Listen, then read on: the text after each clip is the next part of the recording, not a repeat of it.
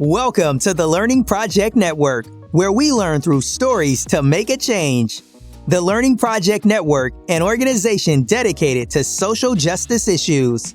We are dedicated to learning about issues that impact children, families, and communities to help start conversations that lead to solutions. We believe that through storytelling and peer support, individuals can better understand how experiences lead to outcomes. Hey everybody, it's Stephanie with the Learning Project. You guys, welcome back. I'm so happy to see y'all. I don't know if you're watching the video or if you're listening just through our podcast, maybe on Spotify, but I'm telling you, I'm so excited about today. We're extending our next session, health disparities that are impacting the Black community. I have the amazing Lisa Gardner with us. Welcome to the Learning Project. Thank you for having me. I'm so excited to be here today. Oh, first of all, I want to say thank you so much for sharing your sacred story with us. You know, so many times I tell people you learn a lot through people's stories, and people can be very hesitant to share it because they're not sure how people are going to receive it or understand their experience. But I want to thank you for letting us into your world and helping us to learn more about sickle cell anemia. We are going to be continuing this conversation, you guys. If you have not listened to our first podcast that we just released with Kaylee,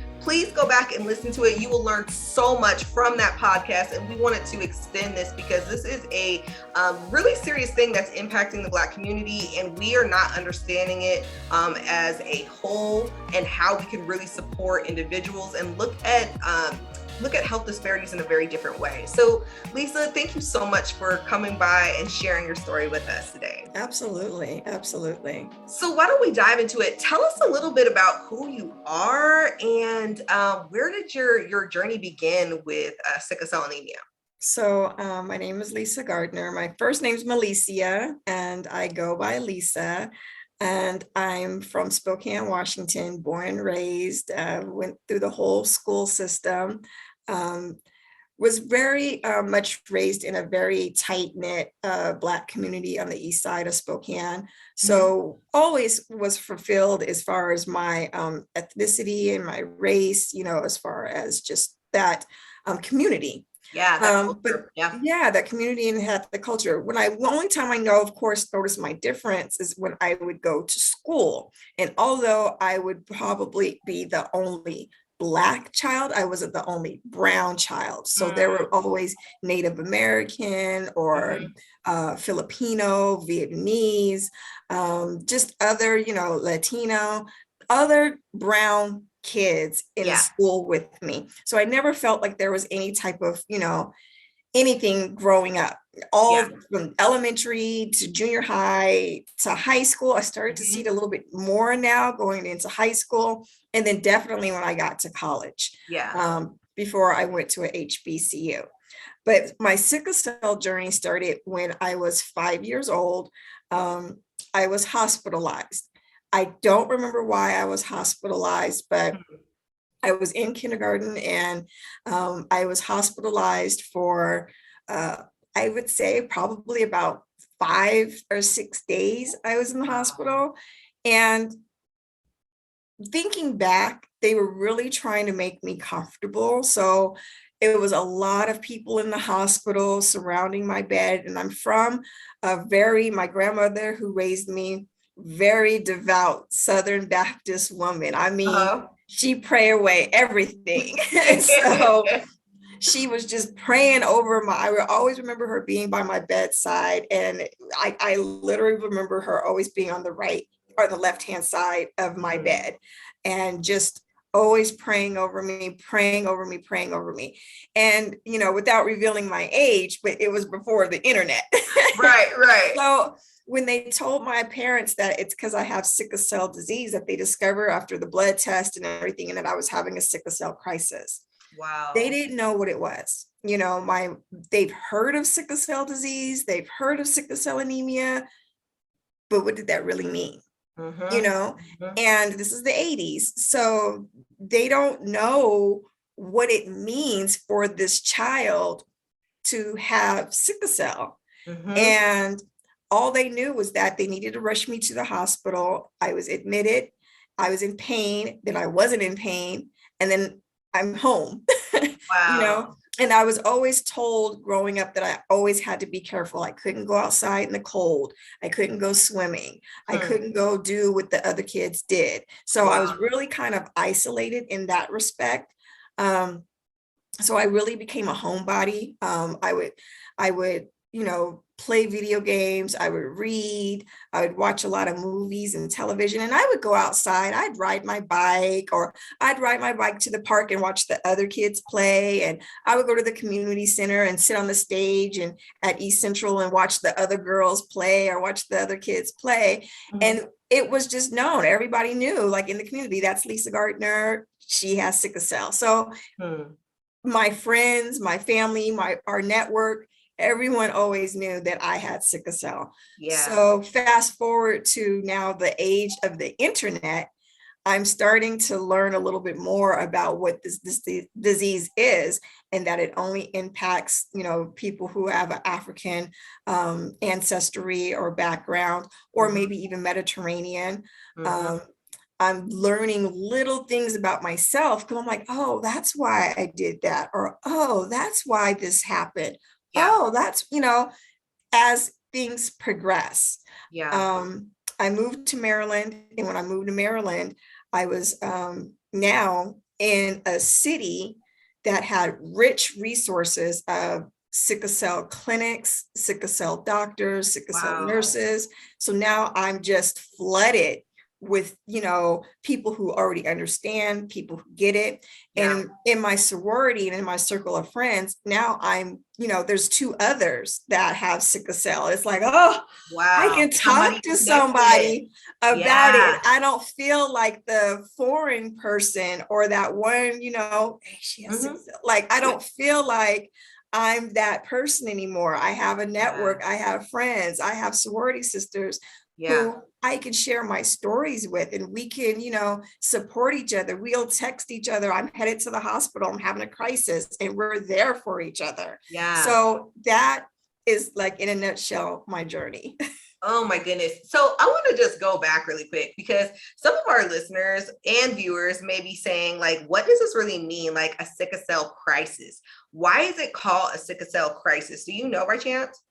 So I don't necessarily know why it's called a crisis. It's because they don't happen all the time, and they happen sporadically. And Mm-hmm. sometimes they're triggered by certain things. For some people, it's triggered by stress, and they Mm-hmm. can have a pain crisis.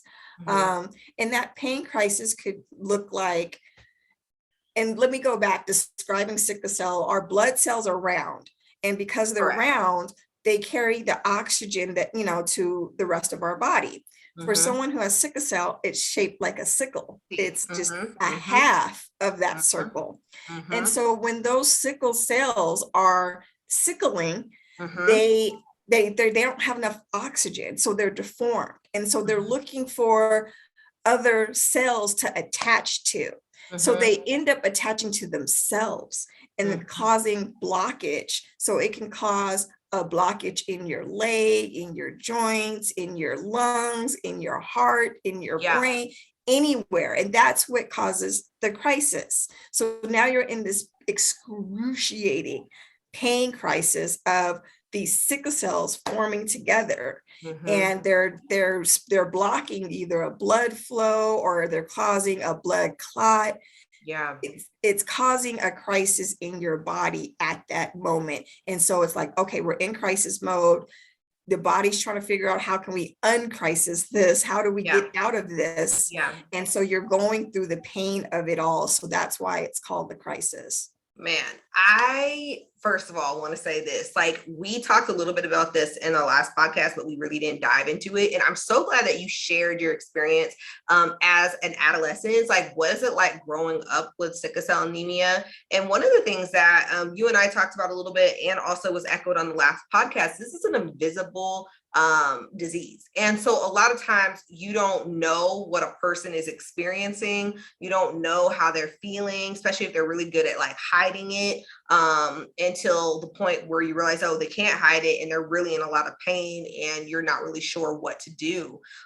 What were some of the things that your family did to help you overcome some of those mental blocks and those mental challenges as a kid? Like when you would go through this and you would possibly like go into a depression or maybe get really frustrated or miss out on something that you really wanted to be a part of, but you can't be a part of it because of your sickle cell anemia.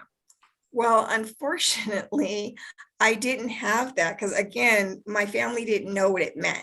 And I was, as an adolescent, I was unable to explain what my pain felt like. It's not like I could say, oh, my pain feels like blood clots clumping together. What does that feel like? And so when you're young, you don't know how to say. And then I never wanted to be burdened.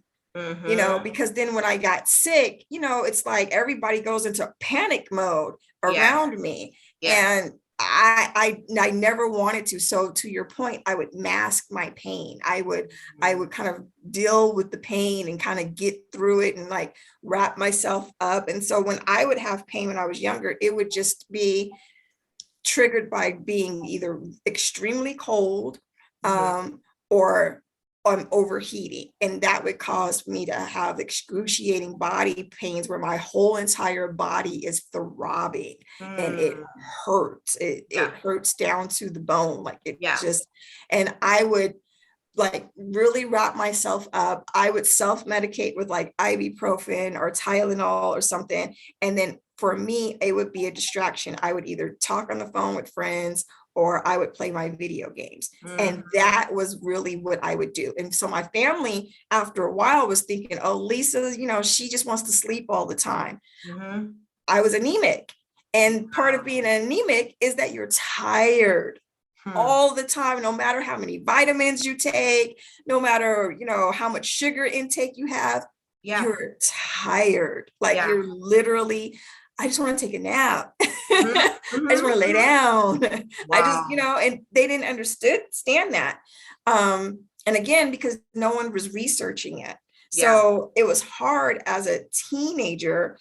It was hard as an adolescent because instead of telling people I was in pain or telling people why I was sleepy, I just kind of masked it and just kind of got through it. It wasn't until I was living on my own and as an adult, and especially when I moved to Maryland, before I really understood all of that. And then in Spokane, I may have only been the only person in Spokane with the disease. Wow. So you have doctors who are not going out their way to research this one Black girl with this disease. It'd be different if it was 500 Black girls in Spokane that has this disease. Okay, we have 500 Black girls who have this disease. She's one, she's Black. We don't really, she's not of importance right now. And that's why I call it the invisible disease, because I can sit here and look at you right now. I could literally be in pain and just kind of get through it. And that's a problem because now, one, there's already a stereotype that Black people can endure pain more. That's already a horrible stereotype. Two, it is one of those things where you can't describe the pain because not everyone has sickle cell. So you can't describe that pain. People who give birth, they can describe those birth pains. People, who broke a leg, they can describe that, that feeling. Can't describe the sickle cell pain because not everybody has it.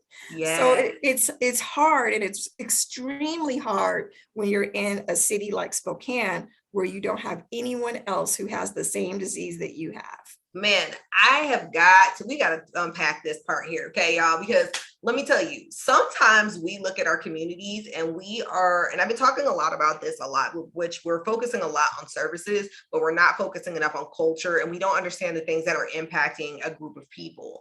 And when we are not understanding what health disparities are impacting a group of people or could impact a group of people, we are very naive, or we just don't have the knowledge of understanding how this actually impacts our community at large. One of the things that I learned from our last podcast is that the sickle cell trait can be just as deadly as a sickle cell disease. For those that have the sickle cell trait, you have to be careful on the elevations that you go. You have to be careful exactly with the cold, all of that stuff still. And sometimes people are experiencing symptoms and they don't even know the symptoms, or they don't even know that they're having like a crisis or a possible crisis, because we don't talk about it enough in our community. We're just like, oh, you have the trait, you're fine. Oh, she has the disease. Oh, this is, this is normal. Just sometimes this happens and sometimes it doesn't. We've got to do better at understanding what this looks like and how we can create support systems within our community, and also bring the education to our local hospitals. It shouldn't matter if one person has it, 20 million people have it. We should always have access to resources that impact people on a very serious level. And when you're talking about how easy it was for you to go to another city, another state, and get those resources versus the one that you grew up in and you lived in, there's a question here, which is, are we doing everything we possibly can when it comes to dealing with health disparities that deal with certain ethnicities or different groups of people? Because we're not dealing with these different disparities within our different communities, are people not able to move here? And you had actually said that, which I thought that was like mind blowing. I didn't even think about that. Like, can people even afford and physically, mentally live here? Because if they live here and they don't have the right pain crisis treatment, or treatments in general, or people that are knowledgeable about it, you're really going to be putting yourself in a situation that could be deadly, and you could lose your life. Right. So coming back to Spokane, I just maybe 2-3 weeks ago, I went to my hematologist, first time going to a hematologist in 2 years. Wow. And so I go to the hematologist and he's like, why are you here? Like, you're not going to get the care that you did in Maryland. Like, he was really honest about it. He's like, wow, I can tell you your blood counts. I can do the fundamentals of looking at your hemoglobin in your blood. Other than that, there's not the resources for you here. And he was completely honest with that. I'm like, I'm born and raised in Spokane. I had a great job opportunity, so I moved back. And so I already knew the risk of moving back to Spokane. And I tell people all the time, I go, here are the 2 things that prevent me, actually 3, that prevent me from moving from Spokane. Who's going to do my hair? Who am I going to date? And who's going to be my doctor? These are real things that I got to consider about the 3 Ds. Right. Right. I need to figure this out. Like, and this is, for a Black woman, who's going to do my hair? Who's going to be my man? And who's going to be my doctor?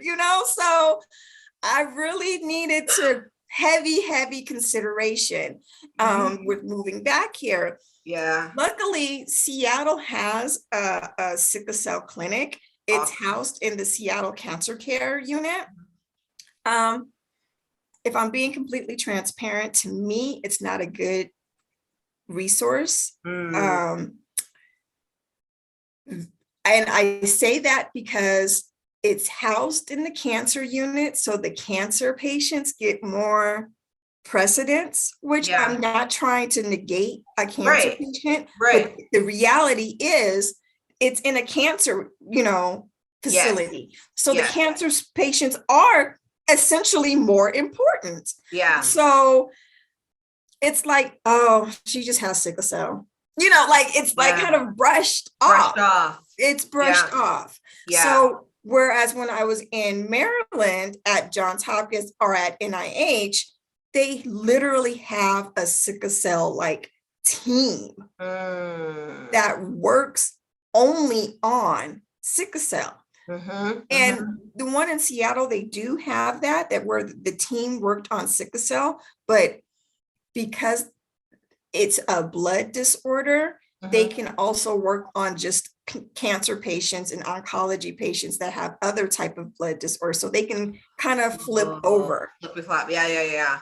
Whereas in Maryland, and like I said, in those where that is what they do. Sickle cell is all that they do. Yeah.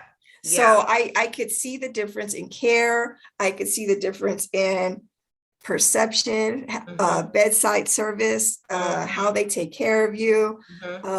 Everything is the procedures. Yeah. Everything is different. If I needed to go get a blood transfusion in Maryland, there's an infusion center at Johns Hopkins, and you literally go, and it's all sickle cell patients. We go, they have, graham crackers, ginger ale, fruit, whatever, so that, you don't have your low blood sugar, and they give you everything. They give you a blanket because they know you're cold, you're anemic. So they provide all of the stuff for you because that's their care.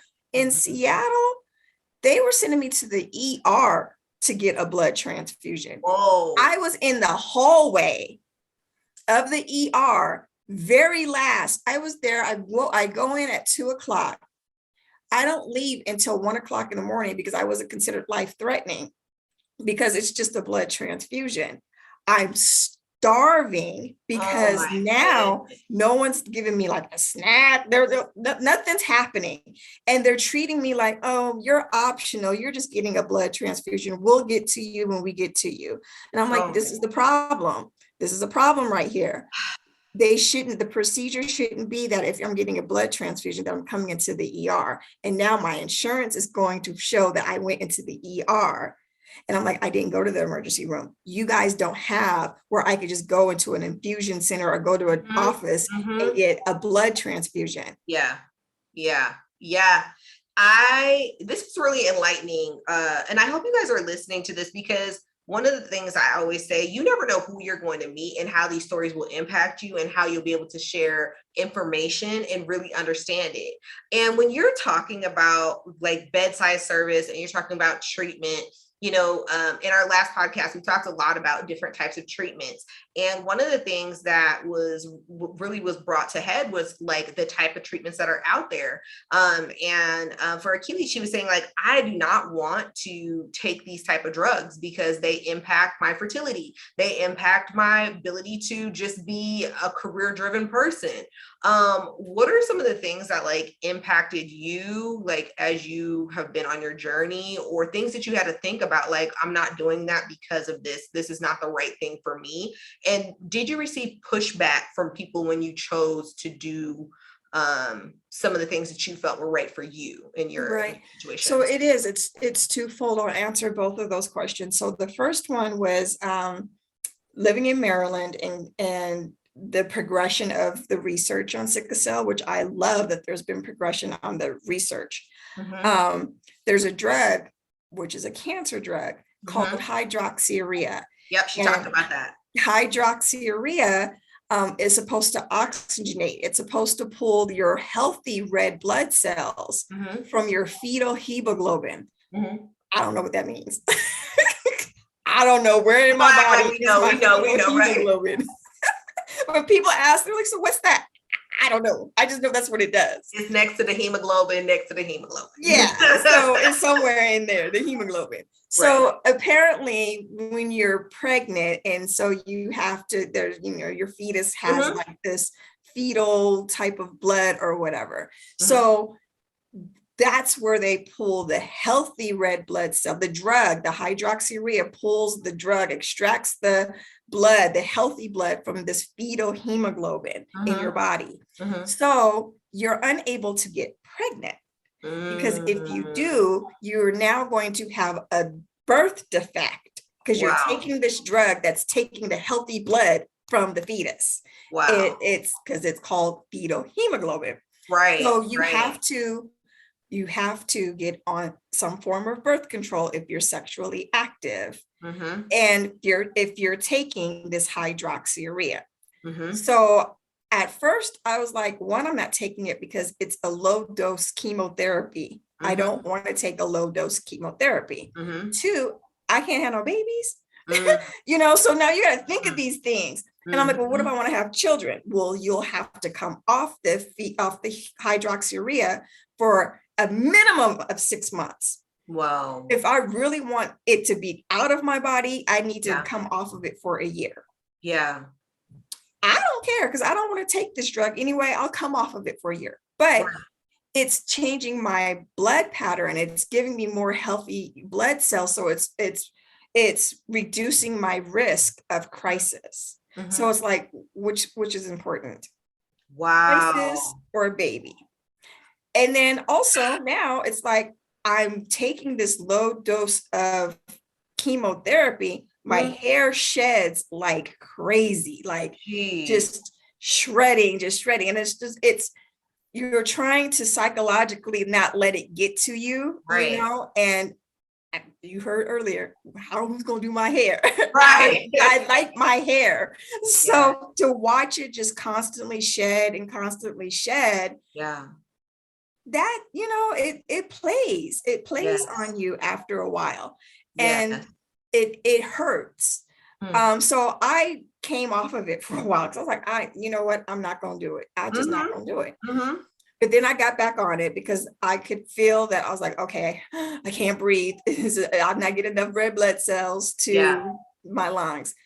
But then, and this is the second part to your question, advocating for myself, Mm-hmm. because now part of the protocol, they start you with the low dosage and then they move you up to a higher dosage Mm-hmm. as your body is responding to the hydroxyurea. Mm-hmm. A normal person has a hemoglobin of 13, like Mm-hmm. that's the number, Mm-hmm. the magic number.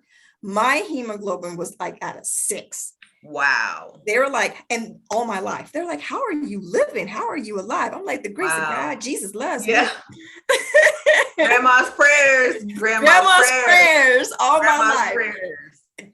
I don't know how I've been living at a 6. So they put me on this hydroxyurea, and slowly they start to see my numbers go up. Mm-hmm. But as my numbers go up, I'm starting to get sick.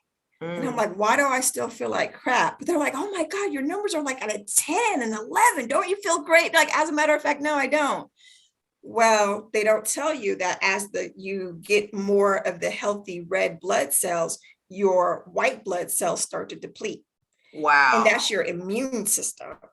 Oh, So now okay. I have what's called no neutrophils. And the neutrophils are your immune system that protects you from infections. So I'm sick and I'm telling them that I'm sick. And they're like, it's just your sickle cell. No, unless I unlocked a whole different level of sickle cell, this ain't sickle cell. And I've been living with it for Mm-mm. 40 years. This is Right. not sickle cell, what Yeah. I'm feeling. Yeah. And they try to give me, drugs. Here, take this, drug and go home. And it's like, okay, I still don't feel good. Still Hmm. don't feel good. I go to the hospital and they like, okay, if she's here at the hospital, there's something wrong because I don't go to the hospital. Right. And they diagnosed me with having pneumonia. Keep in mind, I don't have a cough. I don't have fluid. I don't have anything that says I have pneumonia. Only thing that I had was excruciating pain on my side of my body. Uh-huh. And I felt like a gorilla was sitting on my chest. And my fever was at like 105. And they said, you have pneumonia. You have an abrasion in your lungs. And I said, okay. So they start me on the antibiotics to fight this infection. And it wasn't working. It wasn't working. And I was in the hospital for 6 days trying to fight this infection, which they said was pneumonia. They gave me a blood transfusion. They gave me all this stuff. My fever was still spiking. My body was not taking this abrasion was still in my lungs. Nothing was working. Wow. 6 days, I was like, let me go home. I don't want to be in the hospital anymore. And it's Thanksgiving. I was in the hospital in Baltimore by myself on Thanksgiving, 6 days. I go home. 3 weeks later, the pain is back. I literally can't breathe. I'm like, okay, Jesus, you kept me alive for 40 some years. This must be the end. This must be the end. Let me be able to call my daddy. Like, I need to be like, Stephanie, I thought this was the end. I go to the urgent care, same thing. They thought I was drug seeking. They give me some drugs. I tell them, like, I'm an NIH patient. They told me I have, pneumonia. They do the x-rays at urgent care. They're like, you don't have pneumonia. And I said, well, that's what they told me. They're like, you don't have pneumonia. We don't Wow. see that you have pneumonia. So now they think that I'm faking. I go, well, I'm a sickle cell patient. And so as soon as they heard sickle cell, they just gave me the drugs. Wow. They thought that I was drug seeking. And I'm like, I don't even like drugs. So come to find out, long story short, I know this is long, but no, this is good. I had 2 blood clots in my lungs. What? I had pulmonary embolisms. So that was the pain that I was feeling. And that's why I couldn't breathe, because these 2 blood clots, one in each lung, had formed. And it was causing pain from my back all the way up. And it felt like a gorilla was on my chest and I could not breathe. They don't typically do the test to test for blood clots on sickle cell patients, because for some patients, because they use iodine so that they can see the blood cells. And that iodine treatment, or how they do it, apparently can cause a crisis in sickle cell patients. What? So they didn't do that originally on me the first time I was in the hospital. And so that's why they misdiagnosed me. They saw the abrasion and assumed it was pneumonia because I had a fever. But really it was because I had these pulmonary embolisms. So now I'm on blood thinners for the rest of my life. So now back to this hydroxyurea. In my mind, because they took me all the way to the top, my body's getting new blood in, never got before. Yeah. You're gonna tell me you don't think that that's a correlation, that this blood didn't say like, oh my God, we're getting blood from all over the place and these clots form? No, not at all. You also have me on birth control, a high estrogen birth control. Yep. That side effects are you can form blood clots. Blood clot, which happens not at all. Quite frequently for Black women.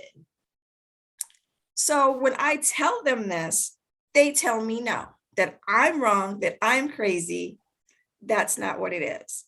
So I literally came off of hydroxyurea and I battle with it. So sometimes I'll go back on it because I can start to feel my body feeling like crap.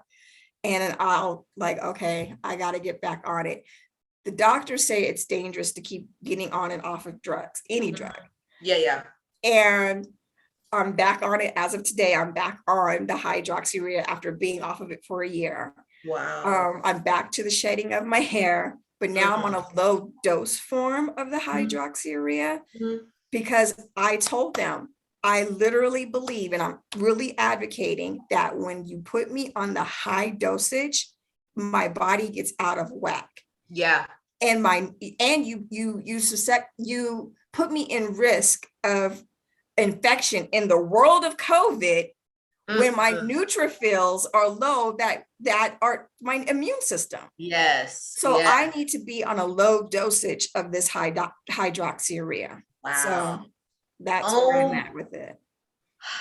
Okay, y'all. I don't know about y'all, but like my mind is going like a million miles per hour because I'm like, this story is so powerful.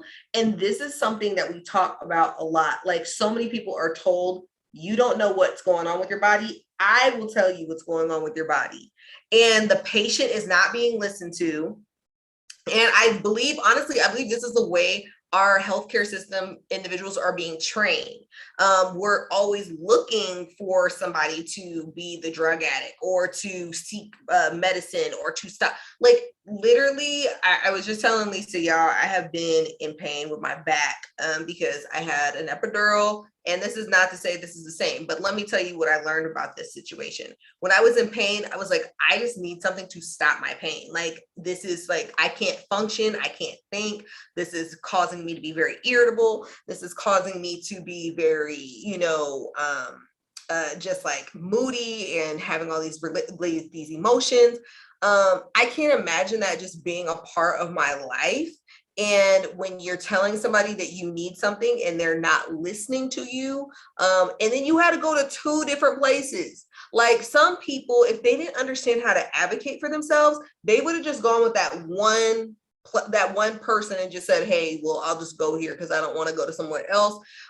This is an important thing that you're talking about, which is true advocacy. Like what gives you the bravery to just advocate for yourself and say, no, I'm not going to stop if I don't feel something is right? Right. We, especially as Black people, we put a lot of trust into doctors, but then we also don't.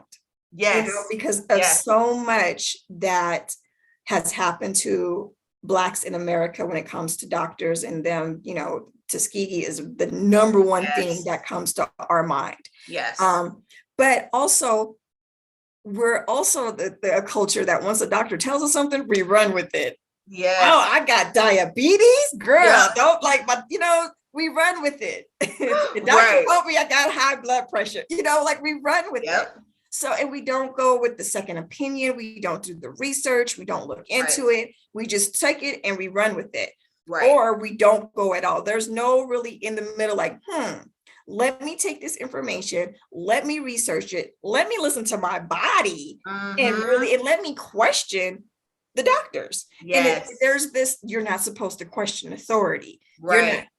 Are they the authority though? Are the doctors our authority? Do they arrest us? Do they pay our bills? Wow. Are they the authority? Yeah. Are they the experts?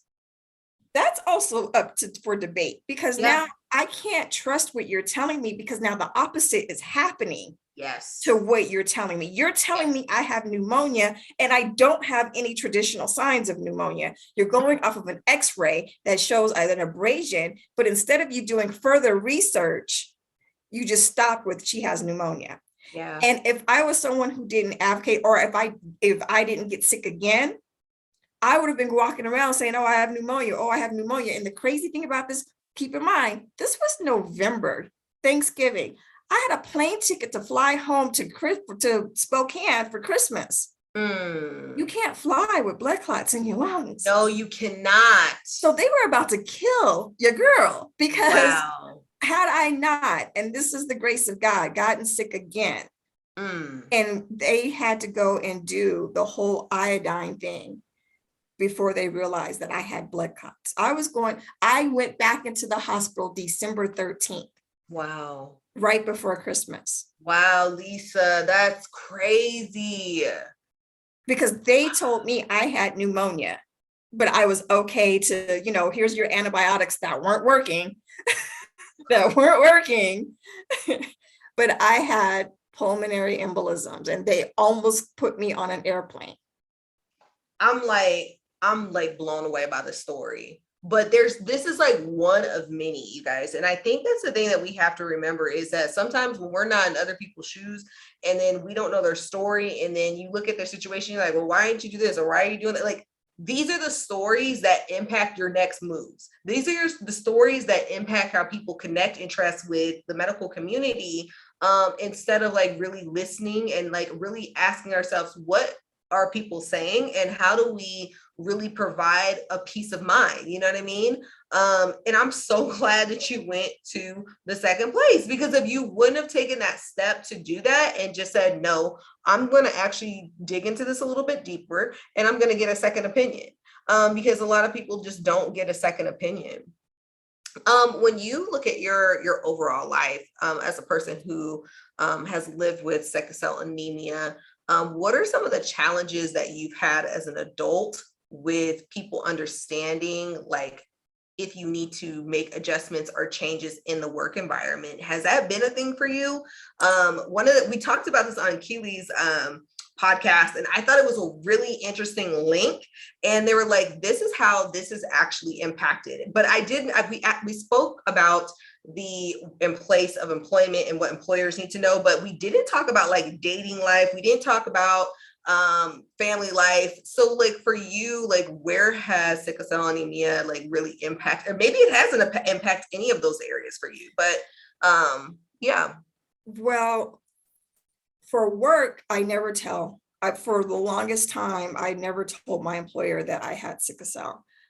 Because I would fight through it. If I knew that I was having a crisis, I would do whatever. If I have to take all kind of Advil throughout the day or whatever to go to work and get through it, then that's what it was. I just never wanted to have that conversation, especially me being probably one of only Black person in a workplace and having to explain what sickle cell is and them not knowing. So again, that whole, is she making this up?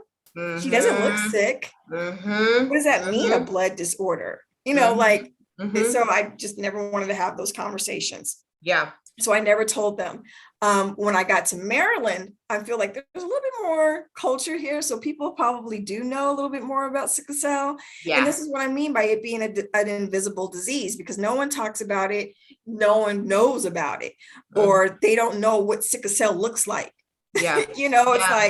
It's like, oh, we know what an AIDS patient looks like. Oh, we know with someone that has diabetes, they're typically overweight. Like there's a look to a sickness. Someone who has, alopecia, they don't have hair. Someone who has, like, there's a look to certain sicknesses. So when you have sickle cell, there's not really a look, So I just kind of was like, I'm not telling people that I have sickle cell. Yeah. When I worked in environments where I had Black supervisors or Black, coworkers, I definitely told them. They were like, okay, or if I said, I don't feel good today, they were like, Lisa don't feel good today. She has sickle cell. She's checked out. So that was a little bit better. My personal life, when I was dating my longtime boyfriend, he had the sickle cell trait. And I, of course, have the disease. So I was like, okay, so how are we going to do this? So I have to always make the decision, do I want to stay in this relationship? And you really kind of don't help falling in love with someone. Yeah. And as our relationship started to grow, it's really talking about what we're going to do if we decide that we want to have kids together. Yeah. And for some men, they don't want to have that conversation because especially in your late 20s, early 30s, and you're not married, guys are like, oh, you got pregnant, oh God, they don't want to deal with it, especially if you're not married.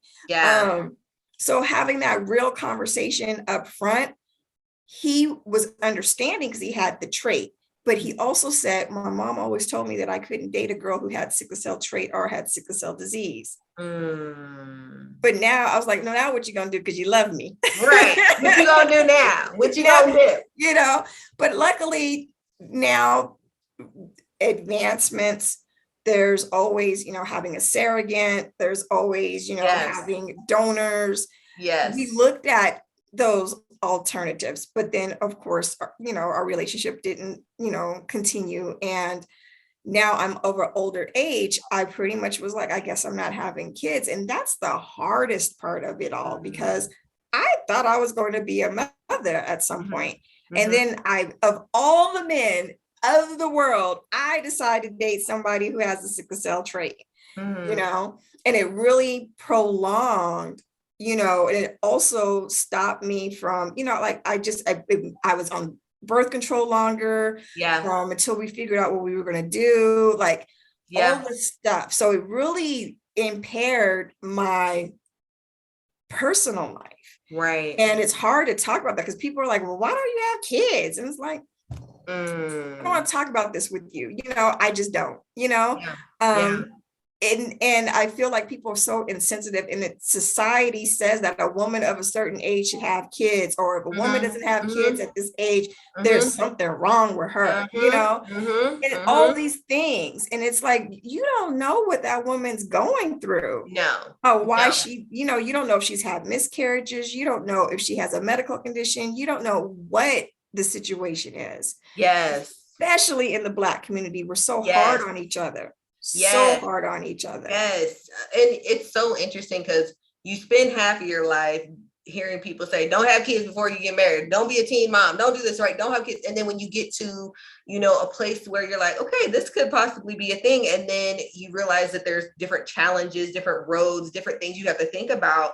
We don't think about those things. We don't even have those conversations. So I'm going to put this out here. I'm putting a plug in for Lisa because she didn't tell you all this, but she's a writer. Okay. And she wrote this amazing blog about exactly what we're talking about. And you should definitely check it out because it really gives some clarity in how we are talking to one another and how we're thinking about people and life and how people should live their life. You know, even though some of us where we feel like we're very progressive, and we have these experiences that make up our ideas, like we still can get caught up in having some of the same language and having the same conversations that we said we were going to have, you know? So I would really, I think you should definitely do a plug for your blog if you like, if you want. I can cut this part out if you want me to, but if you want to, lean in, girl. So my blog is meliciaqueen.blogspot. I believe it's because it's on Blogger, and it's a platform that I've used since 2011. I've never switched over to WordPress or any of the other platforms, and I've just used the same thing.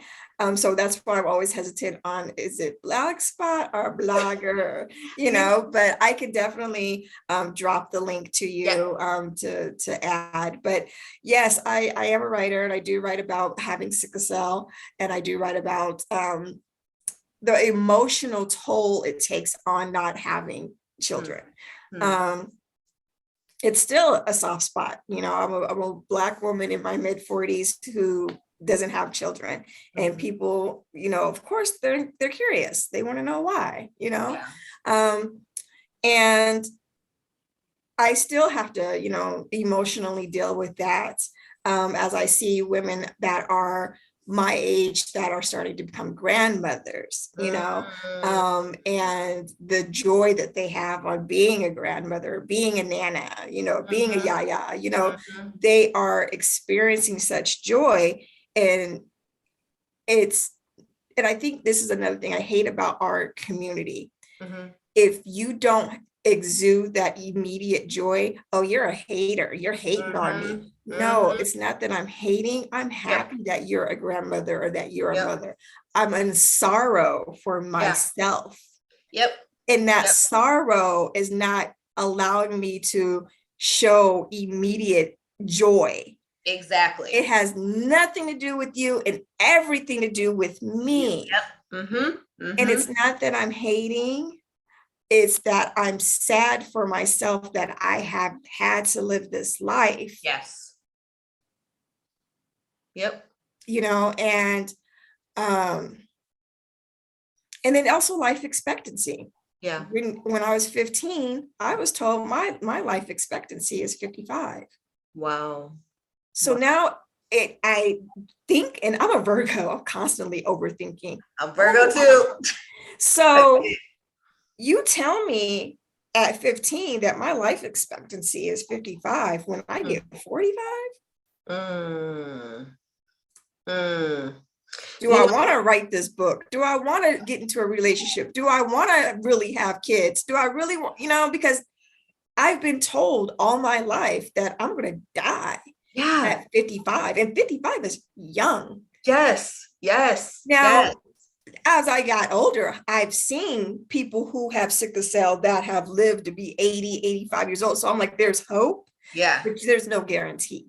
So it changes a lot of what you have to think about and what you have to process mentally and emotionally when you're dealing with a disease that has a very little certainty. Oh my goodness. Like, first of all, thank you for sharing that, because that, I know I could tell by you just like, that was a lot to like release and talk about.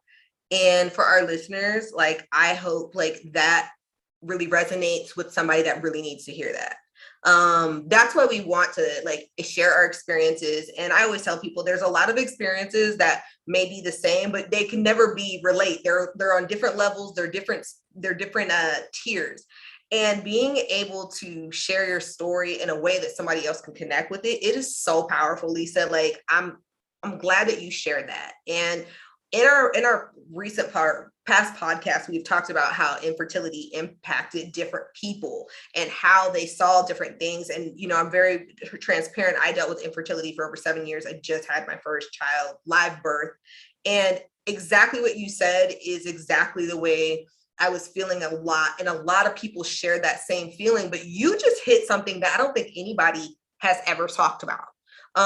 And it adds an extra layer for us to think about as humans, as people, as a community, and really as women, changing that conversation and really normalizing these different experiences and learning how to embrace one another with whatever journey we're on. So thank you so much for sharing that.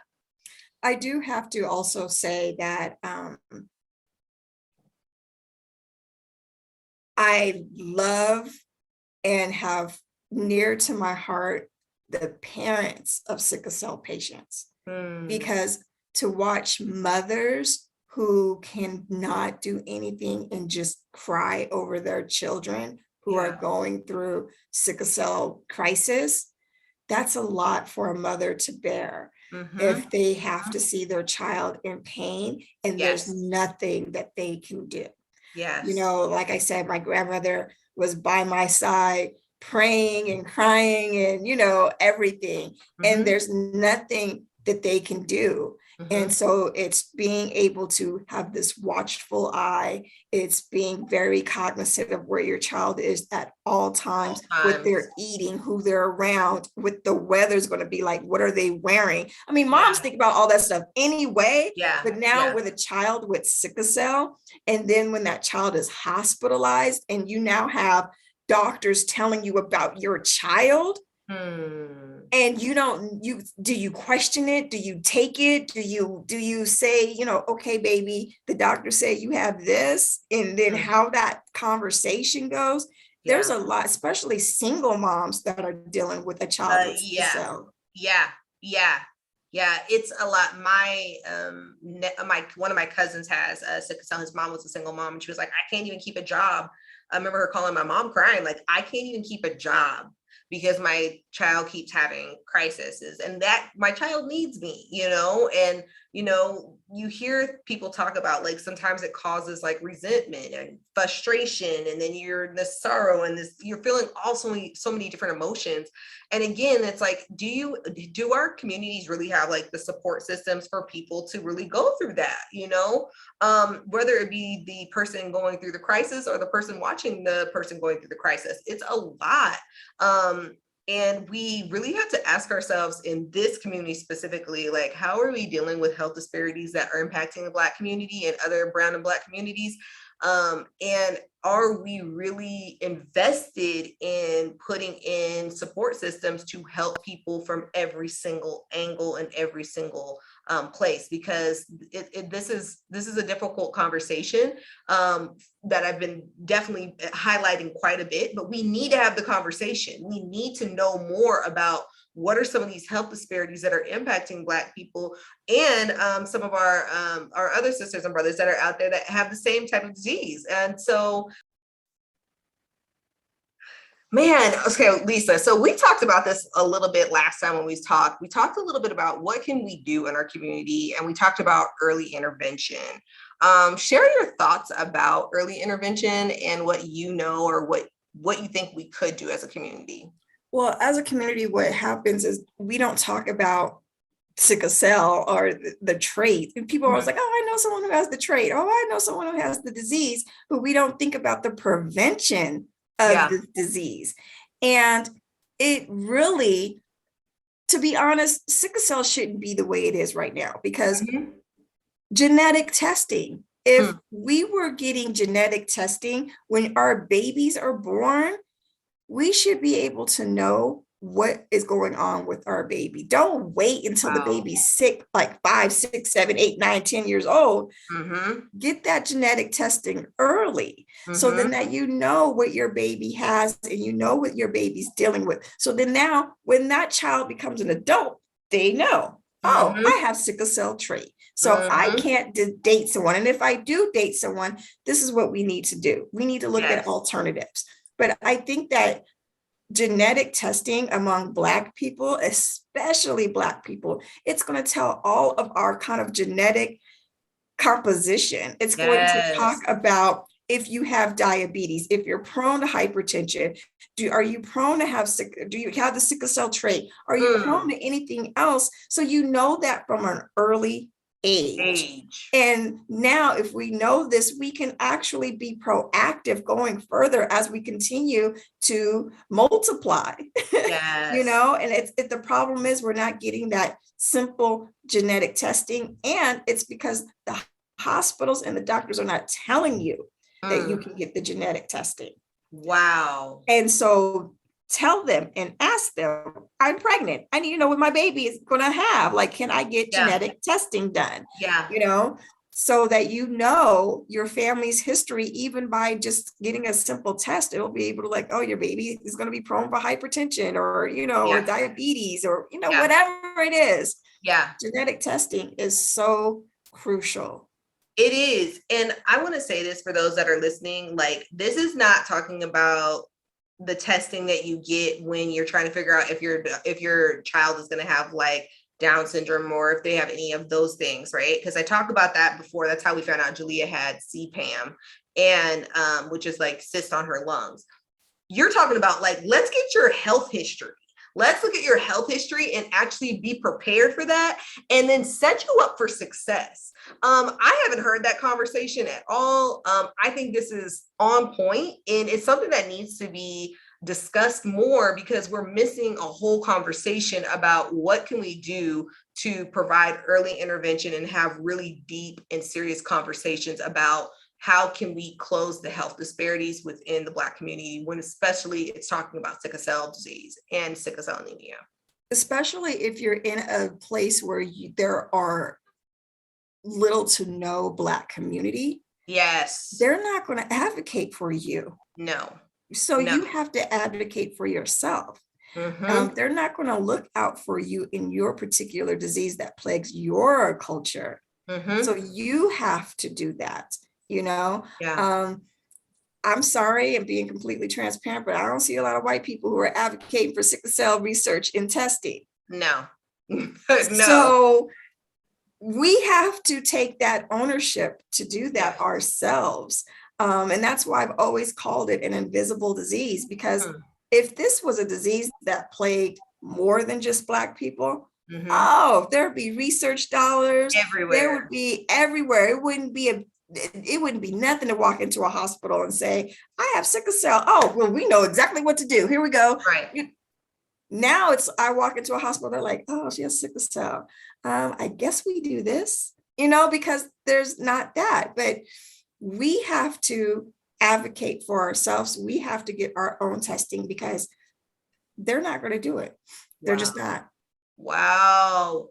That's really deep. Like when you're talking about this and you're sharing these real golden nuggets about what can we do locally and implement in our hospital, I think that's an easy win. That is an easy thing, and it prepares us for what we need to do in the future. There's a lot of times we are not prepared for things, and when we're not prepared for things, like it causes all these other things.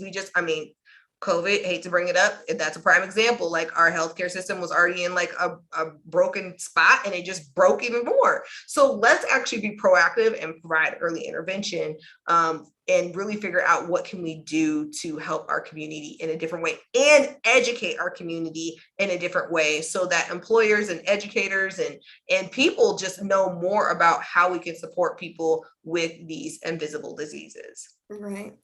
And people just have to, you know, the basics. I'm not saying that anyone has to be a scholar of sickle cell, but just the basics that, you know, people that have sickle cell, we don't necessarily have a look to us, you know. If someone is completely tired, just look at the basics of anemia. A lot of people suffer from just general anemia. So compound sickle cell on top of that anemia.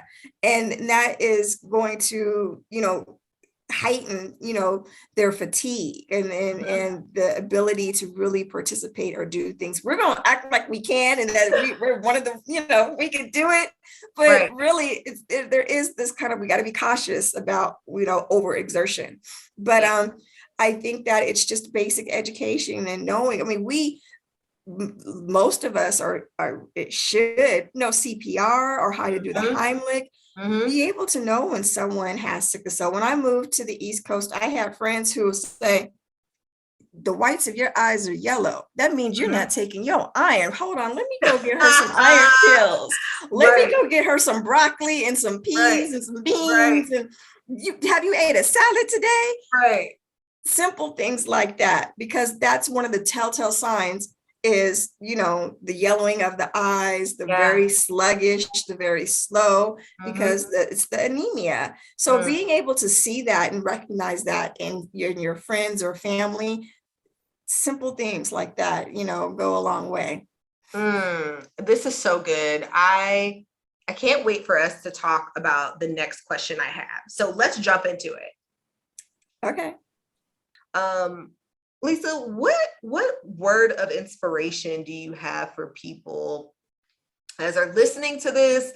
It's a heavy conversation, but what word of inspiration do you have for a person who is going through, maybe sickle cell anemia, or they're just going through something very different within their body and mind, soul, spirit, or maybe you don't have something that really fits that. You have something that you want to say that's different. That's okay. What was that? What's that last word you want us to hear? Trust yourself. I think that too many times we second guess. We sometimes allow external factors dictate what we should and should not do, and we don't listen to our gut. We don't listen to what's really telling us. Again, I'm an overthinker, so sometimes I think myself in just to all types of different scenarios, and I forget to listen to my gut. And so you just have to trust yourself, because people will judge you. They will tell you their unsolicited opinions. They will tell you the wrong diagnosis. They will tell you, go with what is in yourself, your soul, your heart, your gut. Trust yourself first and foremost, and if you are a spiritual person, trust God. Trust, if you really believe in God and the power of God, you trust him and you let his will be done, even if it's something that you didn't want. God, I didn't want to not have babies, but I have to trust him that he made this path for me for a reason. So just, trust yourself is the biggest thing that I can tell anyone in any situation, to trust yourself. That's so good. That word of inspiration, I hope that it touches your mind, your body, your soul, you guys. You know my word. I always tell people, do not send somebody some roses or some chocolates. Send them a podcast. Send them something that could be their mind, body, soul, and spirit. Make them look at the world differently, uplift them, keep them in the know, and bring that knowledge to them so that they can feel empowered. Lisa, I want to thank you so much for being here, and I hope this is not the last time we connect and do some more stuff together. We had to do some more stuff. I am so glad we're having this conversation, and you just being super transparent. Like, you guys, this is our time to really jump into conversations that we haven't had before, to help us understand what we're doing and what decisions are we making that impact people that we have never met or we've never seen, but they're in our community. I want to thank you so much again, Lisa, for coming by. You guys, don't worry, if you are looking for Lisa's blog and all her information, it will be right down below of this podcast. So do not worry about it at all. I want to thank you so much for listening. Lisa, thank you so much for coming by. Thank you for having me. Until next time. Bye. Bye.